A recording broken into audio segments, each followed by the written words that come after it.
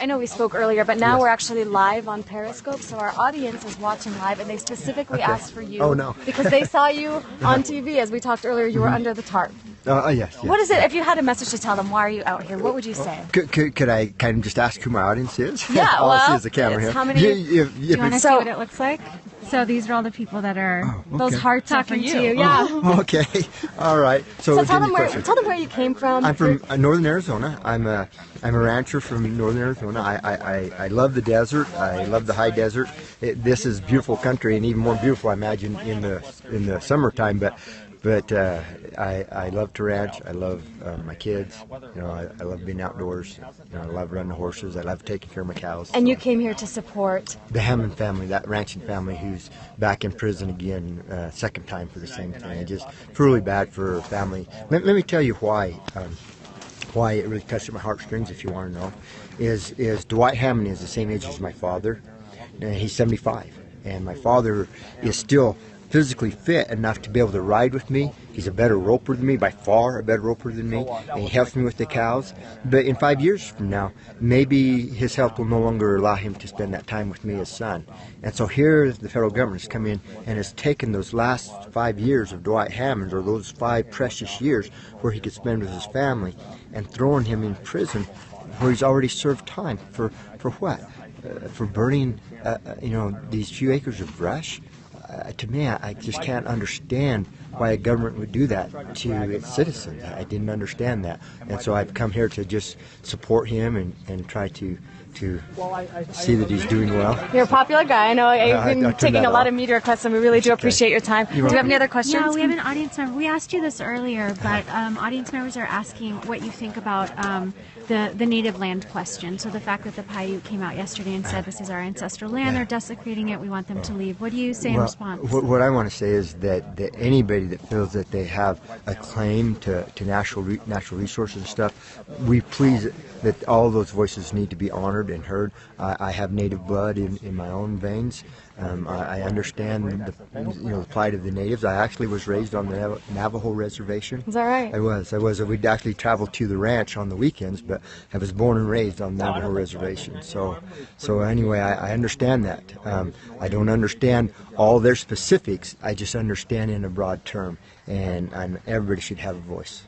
Mr. Finicum, a lot of people saw you that night on the news sitting under the blue tarp, and some people thought it was funny, others didn't understand. I want to give you a chance to tell people what exactly you were doing, and why you had to have a rifle with you. Okay, and I probably won't answer some of those questions, but I'll tell you what. In that particular night, we had information that the federal agents had warrants for my arrest. Yours specifically, LaVoy Finicum. Yeah, and that they were coming to serve that.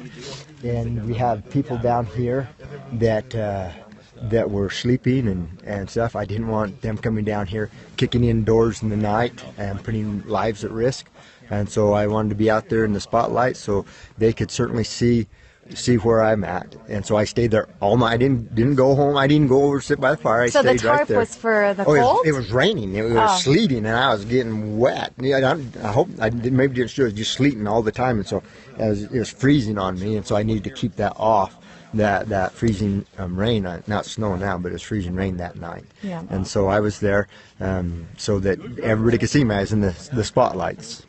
A lot of people around the country are looking at you guys and saying, why do you need to have guns? Why are you armed in there? They just, you understand the optics of that, and how would you answer? Yeah, again, as I said in the press meeting, is that we should never, ever, ever point guns at each other, and that the guns are only for personal protection, and I just want to leave it at that at this particular time. One of the things that is a huge issue we heard from the town people, from you guys, is what people are saying is the plight of the ranchers, and the fact that a lot of people here make their living off of ranching, off of logging, and their gripe with the government is that they feel like it's directly attacking their bottom line and their livelihoods. Well, let's talk about the actualities here. This county in Harney County in Oregon is huge, big. It's almost as big as some of the states back east. That's so your audience can understand the size of this land. So when you burnt burnt 100 acres of brush and throw a citizen in prison when the land mass is of this county is like a state back east. It is insane. But this county used to be the most wealthy county in the state of Oregon. The wealthiest lumber industry, lumber mill, was here in this county in the whole United States. Now that is all gone. Harney County is now the poorest county in Oregon. Why is that? Because the government has come in and seized the natural resources and has locked the residents off from that. There was over 100 ranchers here that they have taken by one means or another, purchased, forcing or intimidating or whatever, and the most current one is now happening with the Hammonds. They're losing theirs, and parts of theirs anyway, to the federal government. So every year their land mass, their holdings has increased, and then they hold these resources, and they don't have free access to it. Now I have my own things that I deal with the federal government in my own ranch, that I struggle with access to my own resources, so I understand this. So when the county and the state of Oregon needs to be the ones, that is the proper government to handle these resources, not a federal government, on the other side of a continent, coming here and telling the citizens of their own state and their own county how to do this, and then holding all these resources. Right. So it's a 10th Amendment issue. Right. I just want to give a little bit of background here. So in the state of Oregon, about 53% of the land is controlled by the federal government. Yesterday we were at the town hall that the sheriff called, where we heard a lot of different people from the community. It was full. It was packed of hundreds of people showed up.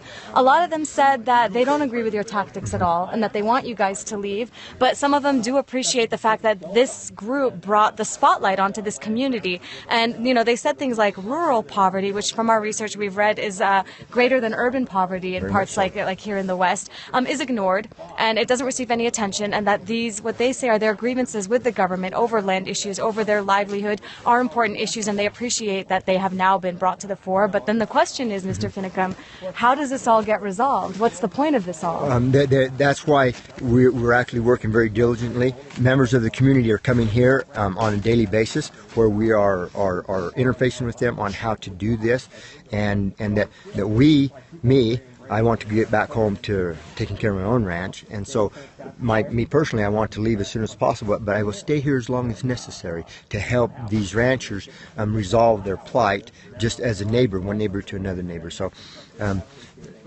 as long as necessary, and as soon as possible. And you're hoping not to fire your gun? Oh, we're not. Nobody, no fire guns. Nobody's going to fire guns. No, I want to keep everybody safe. Law enforcement's lives are precious. They have family members. They have loved ones, just as we do. And so there's never any need of that. Okay. So if there's no other questions, I'll close it out. Thank you so much. This is LaVoy Finicum. I guess you guys wanted to see him because you saw him on the news sitting under the blue tarp. This is I, the guy under the tarp. He's come from Arizona. I have. That's why it's a little colder here. To take a stand with these guys. He's staying with them inside. Yes. And you can't tell me how many people are in there, though. No. Please? No. Okay, he won't tell me how many in there, but they're here. And look out for our piece on AJ Plus. Right. More with him. Thank you for your time. You're welcome. Take care.